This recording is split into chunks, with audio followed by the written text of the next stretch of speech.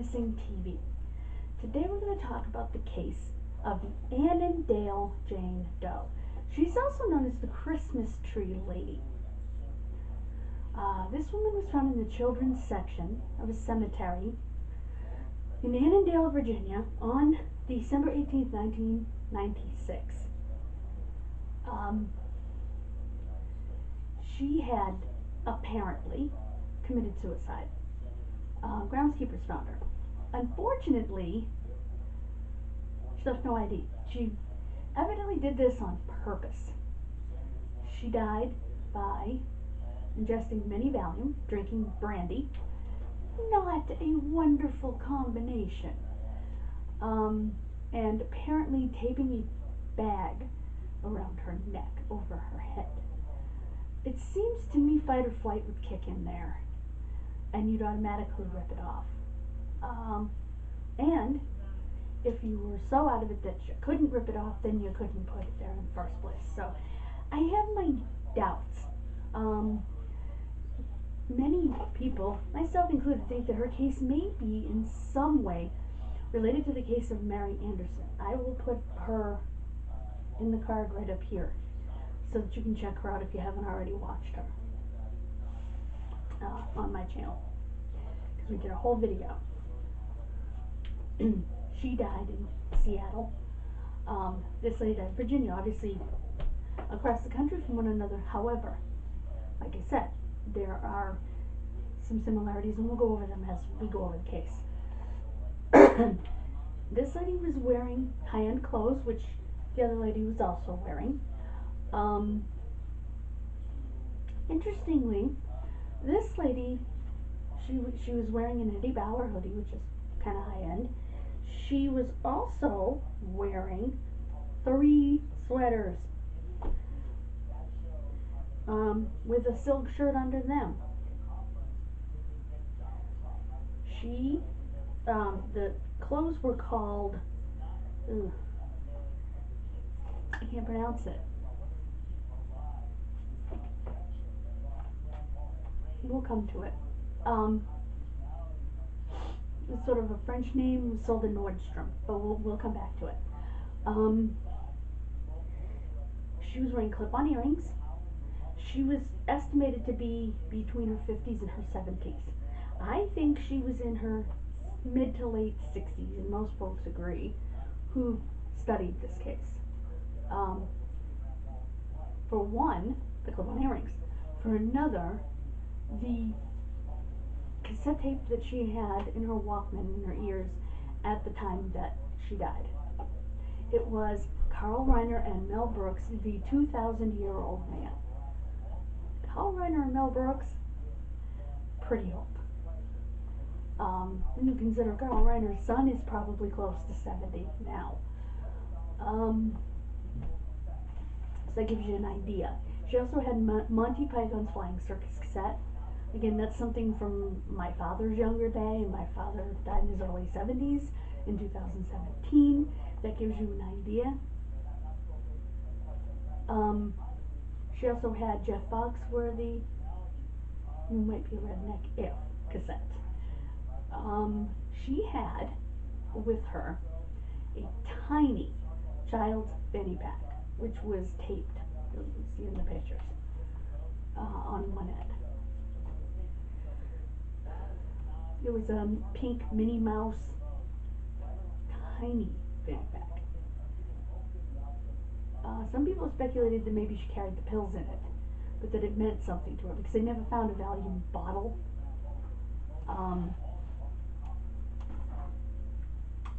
So that's a possibility, I suppose. But she was much too big to have been wearing it. It must have been inside the backpack that she was carrying, and all this other stuff that I told you about was in. There were also 2 bottles of juice. One of those juices was by a brand name called Looza, L-O-O-Z-A. That brand was not being sold in the United States at that time, as far as we can tell, or very limitedly if it was. So that was an interesting sort of journey that we all took trying to figure that out. It didn't go very far except to say she might have been European. Aren't we all? Uh,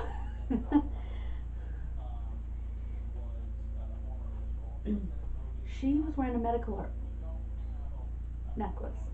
It said DNR, which stands for Do Not Resuscitate. It said no code, and it said no penicillin.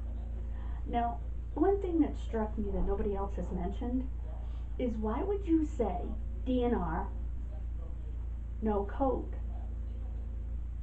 DNR implies no code, because a code is when you stop breathing, your heart stops, one of those things, or both of those things, and they call a code.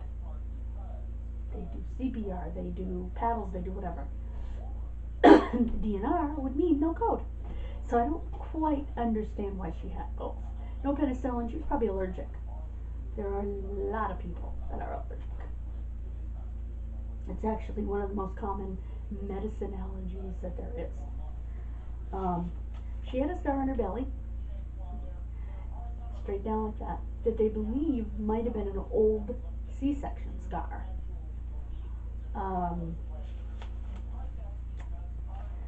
She had a watch. She had a ring with jade stones. It was a gold ring.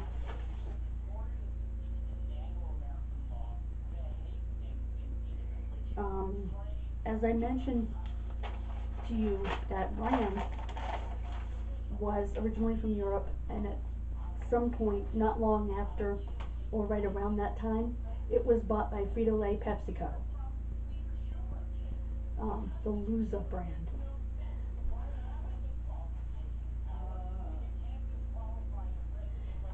With her, she had a plastic disposable cup, which presumably she used to drink the juice of brandy. Now, I don't know a lot about alcohol because I don't drink, but you can tell me in the comments, would you mix brandy? I thought brandy, again, I don't know much, was to be sipped and savored, and it had a nice aroma and whatever. Not really a mixer. I could be wrong, and please correct me if I am. But like I said, I didn't think it was a mixer. And as I mentioned earlier, the clothing brand was a French name, Classique and Terrier.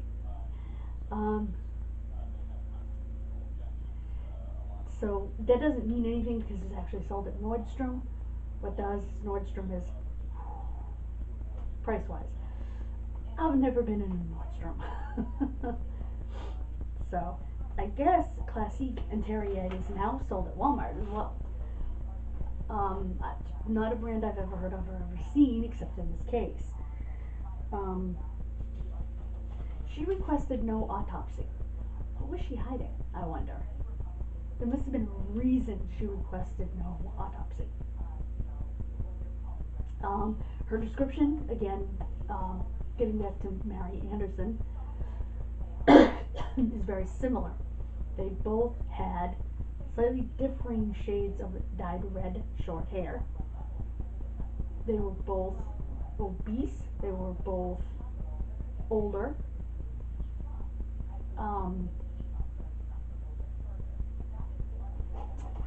They both allegedly took their own lives.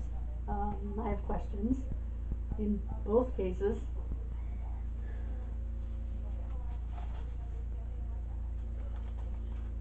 And she left, like Mary Andrews, she left, in her case, two $50 bills. One for the coroner, as she wrote in her note. Don't know what she thought that was going to pay for. And one for the cemetery. Again, this leads me to believe she was in my father's age group and kind of went by the prices from their day.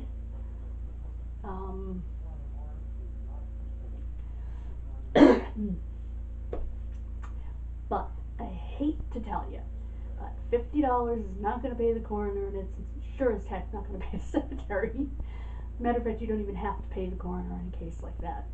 So even $100 wasn't going to pay the cemetery.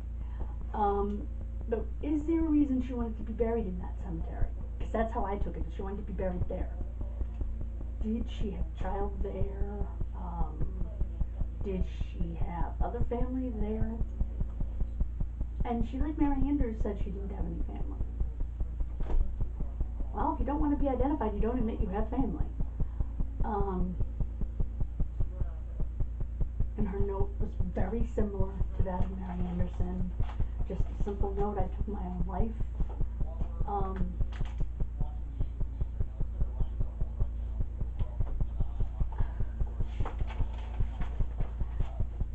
and that's what they both left, which was interesting. Um,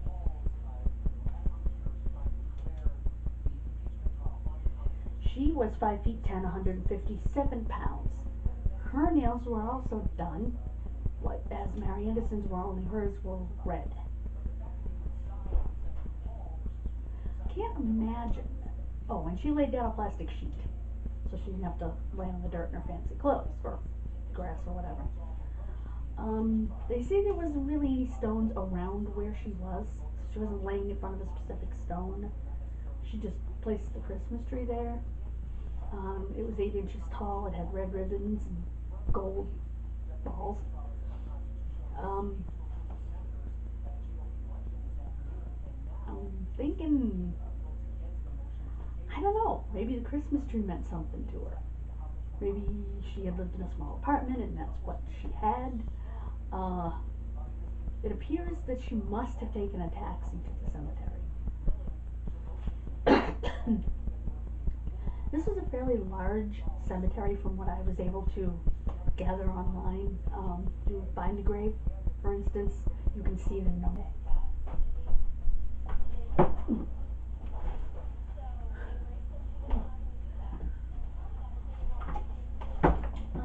Okay.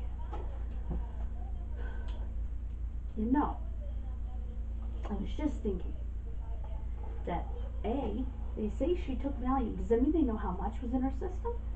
Because they did release her blood alcohol content, which was 0.14.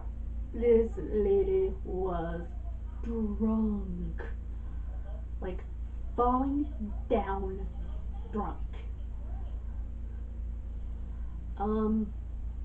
But they never mentioned how much Valium. Also, she had a medical art necklace, as I mentioned, and it got me thinking. Medical Alert keeps records of all the bracelets and necklaces that they distribute. The people order from them, they keep records of their orders. So, did law enforcement ever go to Medical Alert, or whichever company she used, to see if they could go through their records, or to see if they would go through their records? To see if this woman was in them, if they could find something that matched, because it's kind of, well, they're all unique to the person, none of them are exactly the same, so you should be able to find one. So, that was definitely a thought on my mind as I recharged my battery. Guess I recharged my brain too. Have a great day. Thank you so much for watching. Please like, please subscribe. We're trying to get to 100 subscribers within the next month and a half. Let's say till by Valentine's Day. I don't think that's unreasonable. We'll see. Like I said, have a great day, guys. I'll see you again on Thursday. Remember, we upload new videos Tuesdays and Thursdays, and podcast videos other days. Sometimes the same day. Good night.